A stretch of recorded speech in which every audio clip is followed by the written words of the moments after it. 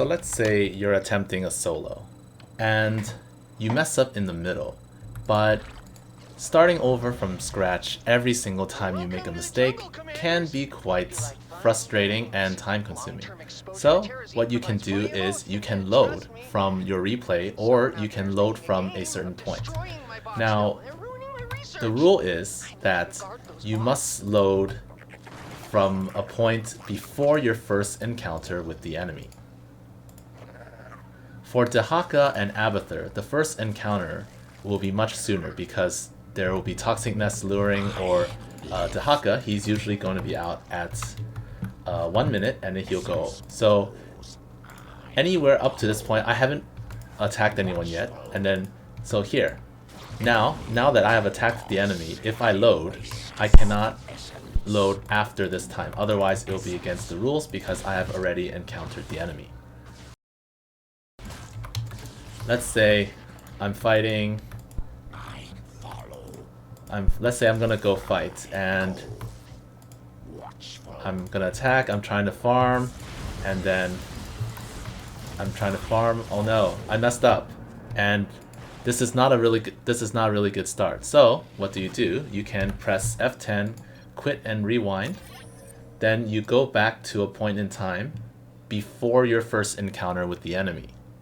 So go, and then here, 42 seconds. No, I haven't encountered the enemy. And then up to here, I have not encountered the enemy.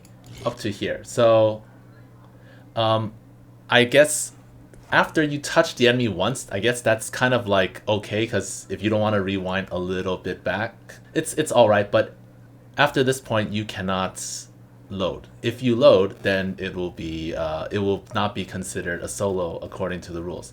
So how you load is you click this arrow, it says take command, and then start game, and it'll say resumed playing.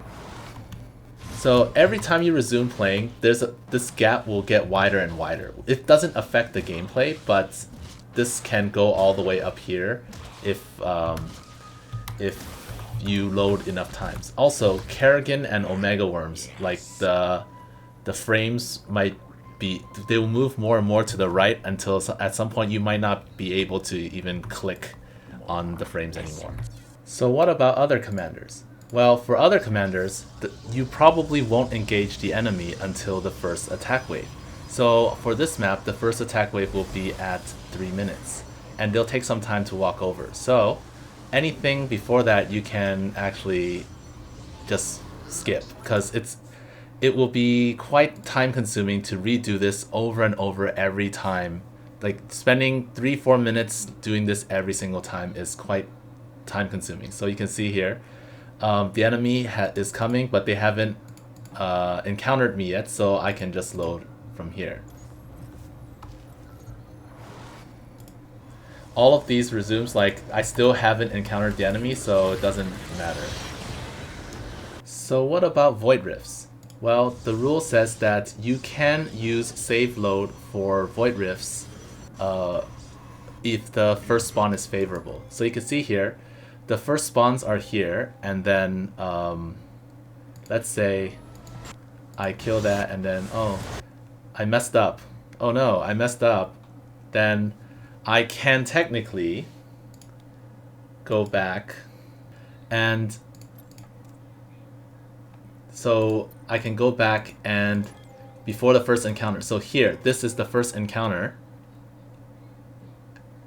I must load before I use Orbital Strike because it wouldn't count if I load afterwards because I have already encountered the enemy. So I must go back a little bit and then here. So around here I would load, take command, start the game, and then come here and then blast this, and then go back, go over here,